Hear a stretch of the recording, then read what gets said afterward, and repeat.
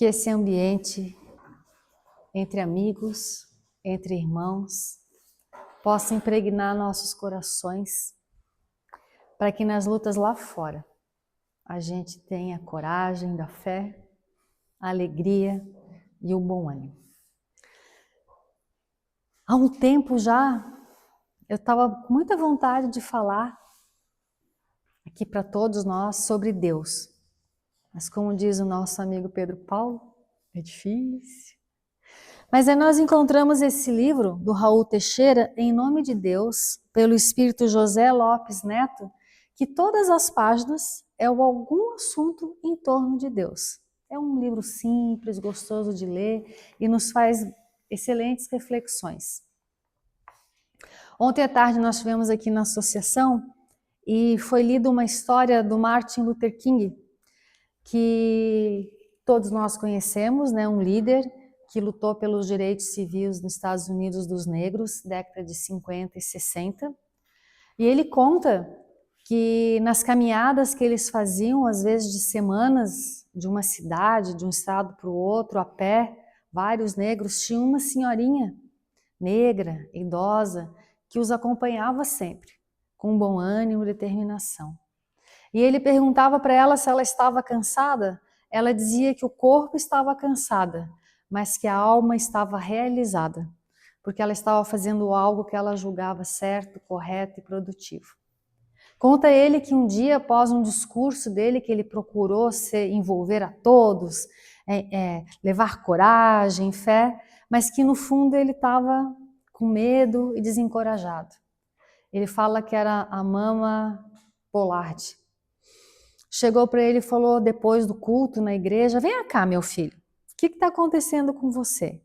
E mesmo antes dele responder o que ele estava sentindo, ela deu um abraço nele e falou: meu filho, nós não estamos fazendo tudo o que você quer e do jeito que você quer? Não, mamãe, sim. Então por que você está desanimado, desencorajado? E mesmo que ninguém faça, ninguém acredite no que você tem feito, confie em Deus, porque Deus sempre estará com você.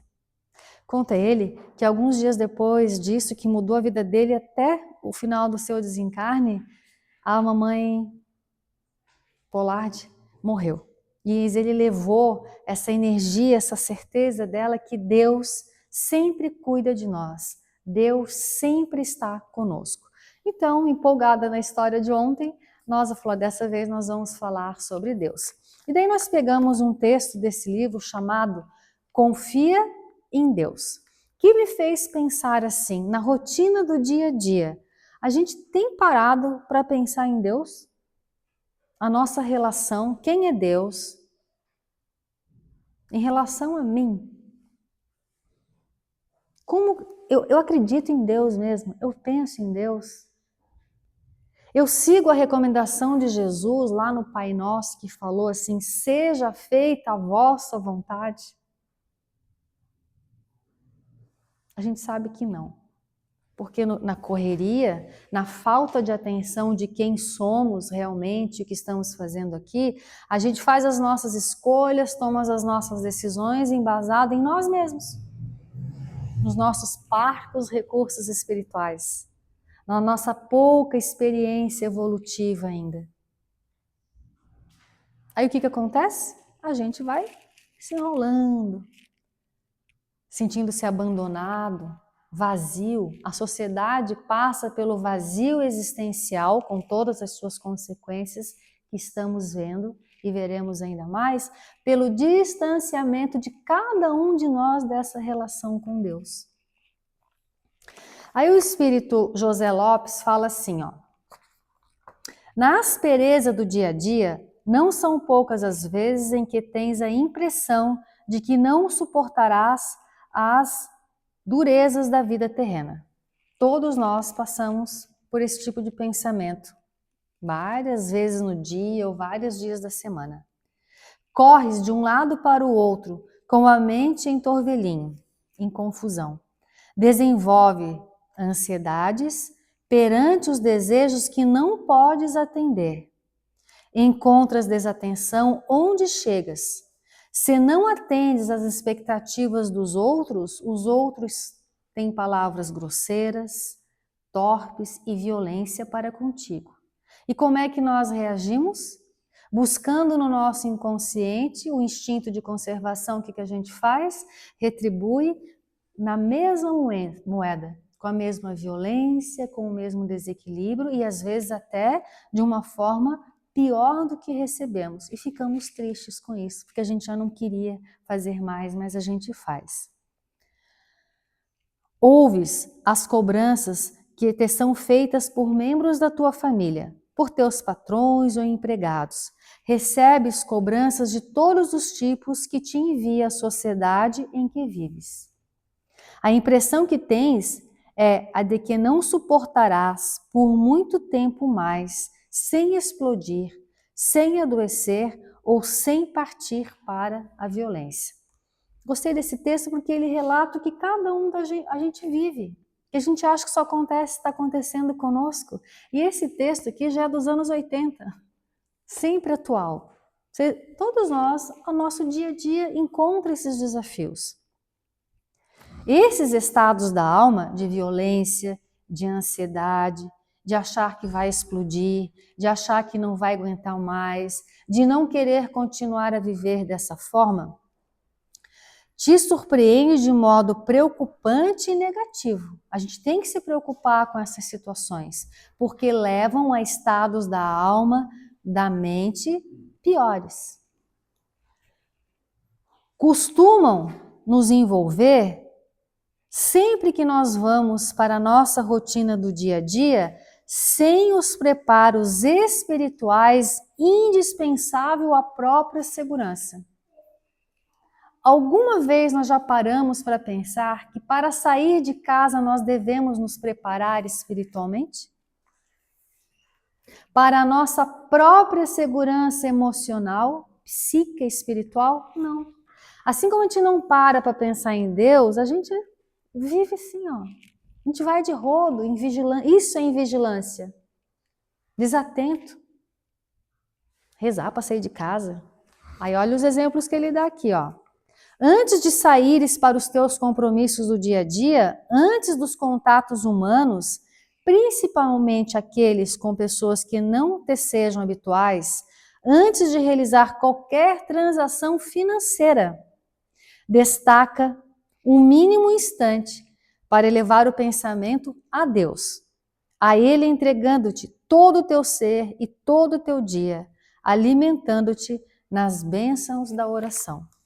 Esse pequeno trecho já nos ensinou tanta coisa, que o que acontece conosco acontece com todos nós, não é só comigo, que é um que nós temos que ter atenção, porque pode nos levar a estados perigosos de saúde mental e espiritual, que nós temos que cuidar da nossa segurança emocional e psíquica todos os dias antes de sair de casa, e o recurso é a oração.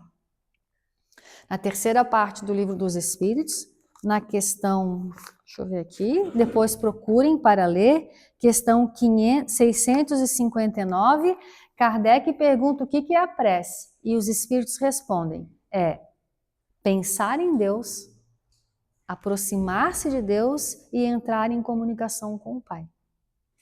A gente acha que orar é repetir palavras ou aquele desespero. Primeiro é se aproximar dessa ideia, dessa vontade superior e conversar com Deus em todas as nossas situações, o dia a dia, nas boas, nas ruins, nem que todo dia seja a mesma conversa.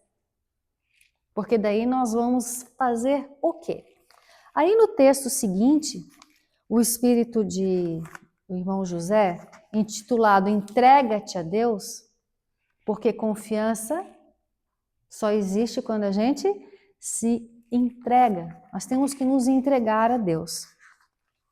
Ele fala assim, ó, embora todos estejamos renascidos no mundo, renascidos, reencarnação, não somos novatos, não estamos aqui do nada, viemos com uma programação, a Terra é uma escola para todos nós, não é punição, não é castigo, é escola, aprendizado. Já viemos aqui várias vezes e vamos retornar várias vezes com várias experiências. Sobre o amparo do Criador, quer o creiamos ou não, será sempre nobre e lúcido entregar os variados episódios da nossa vida aos cuidados de Deus. A gente não entrega, né? A gente quer cuidar por conta própria. O propósito de dedicarmos tudo ao Criador refere-se a esse desenvolvimento da nossa consciência. Não é um processo de uma hora para outra. A gente já até diz que ama a Deus e confia, mas é um processo mais do intelecto. A proposta aqui é tomar consciência. Nós não vamos de uma hora para outra entender Deus, como que Ele é, o que faz. É uma busca. É essa consciência que é em nós mesmos. É o Pai, é o Criador em nós que precisa ser despertado. Ninguém vai fazer isso por nós. É uma busca íntima, diária. Aí ele coloca assim, esse desenvolvimento da nossa consciência que nos capacita a ampliar a compreensão quanto à vida, quanto ao cosmos. Essa entrega em Deus caracteriza um movimento consciente da alma para o seu Criador. Trata-se da busca lúcida, consciente de um relacionamento profundo com as coisas da divindade. Aí ele vai dar uns exemplos que nós vamos falar bem rapidinho aqui, para que a gente possa ir para casa pensando. Essa tomada de consciência de Deus, nos entregarmos a Deus no trabalho intelectual. Dedicar conhecimento e cultura ao bem geral, à ética e ao progresso, visando a evolução. Isso corresponde a entregar o nosso intelecto a Deus. Quando você desenvolve projetos na tua intelectualidade para o bem, você está tomando a consciência da sua ligação com o Criador. No relacionamento com os irmãos do caminho, sejam familiares ou amigos sociais, dedicando-lhes respeito e atenção, correção e apoio, com vistas a lhe auxiliar a evolução, isso significa a entrega a Deus em nossa vida social. No bom desempenho da cidadania, conseguindo pleitear direitos e cumprir deveres, sem envolver-se na usurpação dos direitos do semelhante, sem corromper-se com os atrativos criminosos da desonestidade, a fim de manter a alma elevada, dedicada à evolução social, isso caracteriza a entrega da nossa atuação social ao Pai do céu. No desempenho do trabalho profissional, quando tudo se faz por prestar o melhor serviço a fim de oferecer os recursos do conhecimento especializado em qualquer área ou setor de atuação, com vistas à evolução da sociedade em que se vive, isso será, indubitavelmente, uma total entrega dos valores da profissão ao Senhor da criação. Dedica tudo quanto faças ao Pai do céu, tudo o que fizeres, fazendo pensado em Deus, que tem seja a oportunidade de servir. Então, essa confiança em Deus, que a gente só vai conseguir se entregando ao Pai, começando conhecendo as suas leis, porque a vontade de Deus não é capricho que nosso, são essas leis que está na natureza, que é trazido nas religiões, na filosofia, na ciência, tudo é divino. Que nós vamos despertando essa consciência para viver com Deus todo dia, com todo mundo. Pai, me ajuda a ser honesto no meu trabalho. Pai, me ajuda a amar o meu filho, a minha filha, o meu companheiro como ele é. Pai, me ajuda a educar a minha fala. Pai, ajuda a nortear a minha inteligência para o bem comum. Aí estará a comunhão com o Pai. Essa é a verdadeira oração de pensar em Deus, se aproximar e confiar com o Pai. Levemos, meus irmãos, essa reflexão de que nós precisamos pensar mais em Deus e não fazer nada em nossas vidas sem um pedido de auxílio.